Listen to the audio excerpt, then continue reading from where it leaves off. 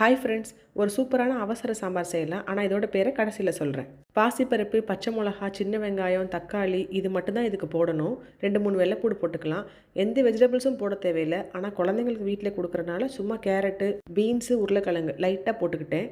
இந்த சாம்பார் கொஞ்சம் தண்ணியாக தான் இருக்கணும். மஞ்சப்பொடி, சீரகப்பொடி மட்டும் போட்டு 2 விசில் மட்டும் போட்டு எடுத்துக்கோங்க. அவசரமாக சமைக்கும் போது இந்த குக்கர் எப்படி தான் கண்டுபிடிக்குன்னு தெரியல. அது பொங்காமல் இருக்கிறதுக்கு யாரும் ஐடியா இருந்தால் சொல்லுங்கள். இப்போ சாம்பார் பொடி 2 ஸ்பூனும், காஷ்மீரி சில்லி பவுடர் 1 ஸ்பூனும், பெருங்காய பொடியும் போட்டுக்கோங்க. வழக்கம் போல் தாளிப்பு தான். சீரகம், கடுகு, கருவேப்பிலை, சின்ன வெங்காயம் போட்டு நல்லா தாளித்து மொறுன்னு தூக்கி அதில் போட்டுருங்க.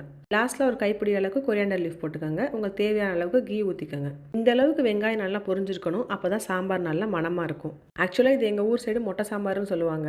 எந்த வெஜிடபிள்ஸும் போடாமல் பருப்பு மட்டும் வச்சு பண்ணுறதுக்காக. பிள்ளைங்க ஆசைப்பட்டு மினி இட்லி கேட்டனால லைட்டாக அதில் கொஞ்சம் வெஜிடபிள்ஸ் போட்டு கொடுத்தாச்சு. அதை அப்படியே எடுத்து ஸ்பூனில் சாப்பிட்றதுனால கொஞ்சம் வெஜிடபிள்ஸும் வயிற்றில் போகுன்றதுக்காக அப்படி போட்டேன். நீங்களும் கட்டாயம் இதை மாதிரி ட்ரை பண்ணி பாருங்கள். சூப்பராக இருக்கும், டேஸ்ட்டாக இருக்கும்.